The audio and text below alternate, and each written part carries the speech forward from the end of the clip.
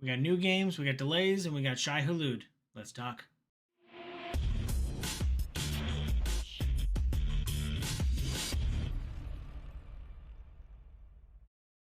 What up, viewers? What up? What up? Calc Soups here, and today is Friday, February 21st, and that means it's time for a quick recap of the week in video game news. First thing is we have a game launch, Lost Records. This is an episodic game, very much like Life is Strange, and very much feels like a Don't Nod game. And the first episode came out this week. It's called Lost Records. I think the episode title is like Bloom and Rage or something like that. It's about four girls, like in high school, like going through some zany stuff. And again, the Life is Strange parallel is they start getting into, I don't know if it's extra dimensional stuff or some sci-fi shenanigans go on. Yeah, the game's got a 75 Metacritic. I read a couple of the reviews, and as someone who was inspired to start streaming because of Life is Strange, I very much love and am familiar with that kind of genre of game. The episodic, uh, you know, narrative, choose your own adventure kind of game. And yeah, so the 75 Metacritic is, it feels very Life is Strangey, but apparently it doesn't kind of push the boundaries or bring it to a new audience or anything like that. So if you just want a really cool Life is Strange kind of experience, then the first episode launched this week. So that's actually something I should have kept my eye on, and I'll probably pick that up as soon as I can. Moving right along, I got excited for not part of any of the game announcements last week, but we got a confirmed release date for Dune Awakening, the Dune MMO that is coming up, and it will be launching on May 20th. So just a few short months away, 3 months from now. And a couple of the articles I saw were talking about sandworms and how unlike how we see them in the books and the movies, where you can throw down a thumper and summon sandworms, apparently sandworms are going to be making their own choices and probably going to be way more of a killer of player characters, and you'll probably lose all your stuff because I assume they'll eat you whole, rather than you being able to summon them and ride them around and into combat. So yeah, I'm really interested in the game. I'm a little excited. I'm a little bit more excited. I saw a few more like commentaries about a little bit of gameplay, so I'm excited for it. And as a massive fan of the Dune series, and curious how the MMO portion of it feels. So I am looking forward to that. A game I was looking forward to has now been delayed.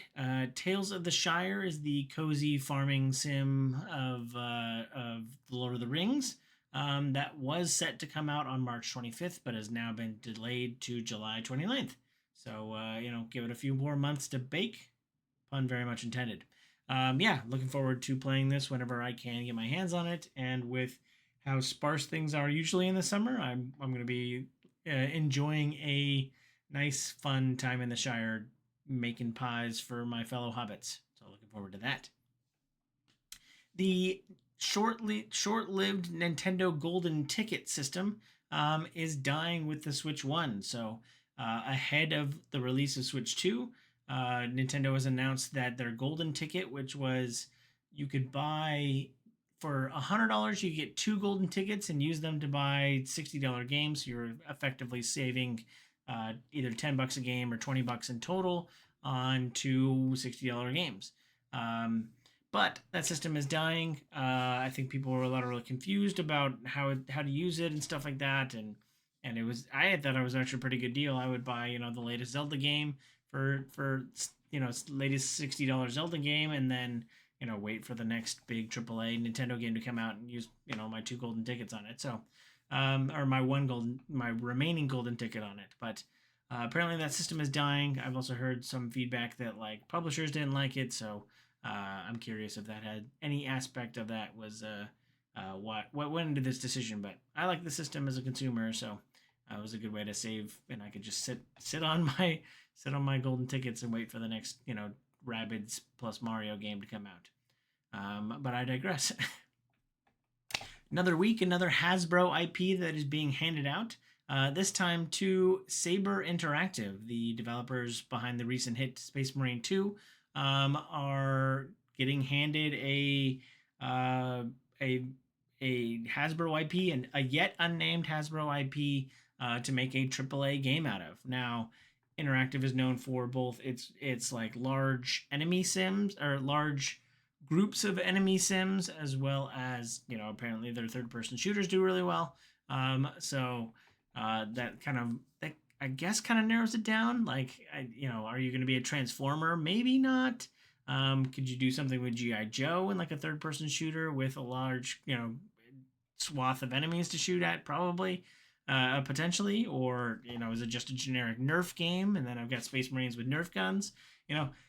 Just a funny image to put in your head this Friday. But yeah, I'm curious what the IP is, and I'm excited to see what Saber Interactive is able to do with it. So looking forward to that. Niantic, their games division is on sale. You'll know Niantic for its fame of making Pokemon Go and that other one. Yeah, so they're looking to sell off their games division. I think they've made all the money with Pokemon Go, which was, I had to look up, was June of 2016. So right about when I started in the video games industry, almost a decade ago. My God, that was a long time ago. Remember Pokemon Go? Well, based probably primarily on that, Niantic is selling its game division for somewhere in the ballpark of $3.5 billion.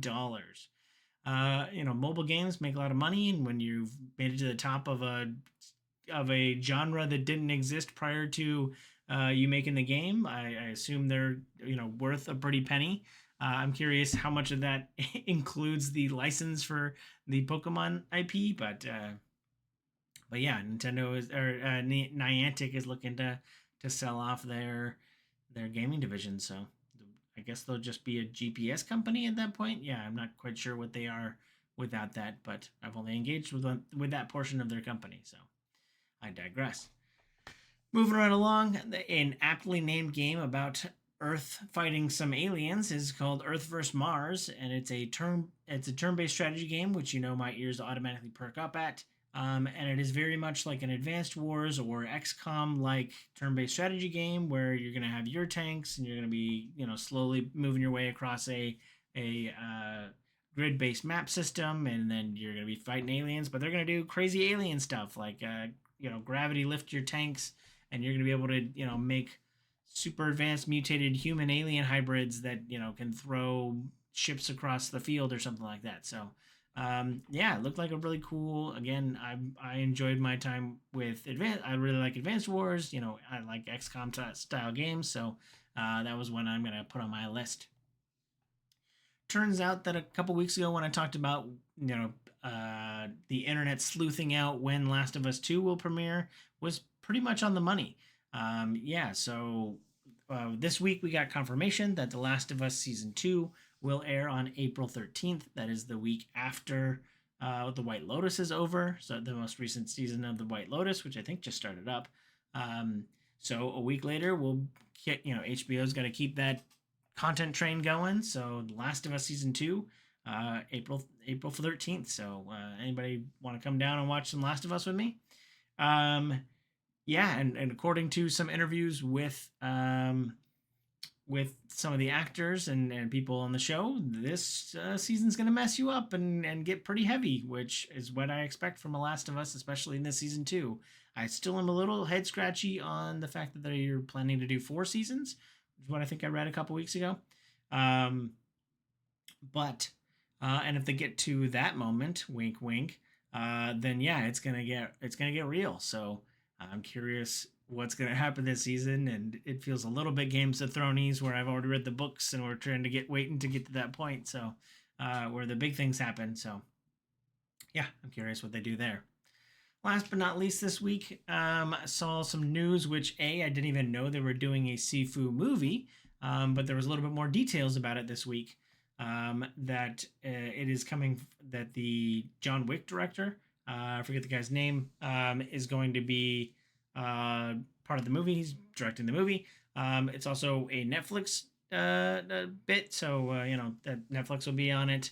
And yeah, I think if someone's going to be able to make a movie about a slowly aging martial artist fighting other people, John Wick, the John Wick director can definitely pull that off as a I think he's an ex stunt coordinator or something like that. So yeah, he definitely knows his stuff, and John Wick, great franchise. And I'm curious how much of this is driven by like I think the secret level episode of that included Sifu was I think it was well received. I like Secret Level. Is anybody still watching Secret Level? Are there more episodes I need to catch up on? But yeah, I think a Sifu movie would be pretty cool and something I could definitely see myself seeing in theaters. But that's it for this week. Let me know if you feel I forgot anything down below in the comments. Always happy to talk in my Discord or on any of the social media platforms that I'm on. Links down below about any of the gaming news or things that are going on out there. So thanks for watching. I hope you have a super day. I hope you have a super weekend. And I hope you have a super day. Bye.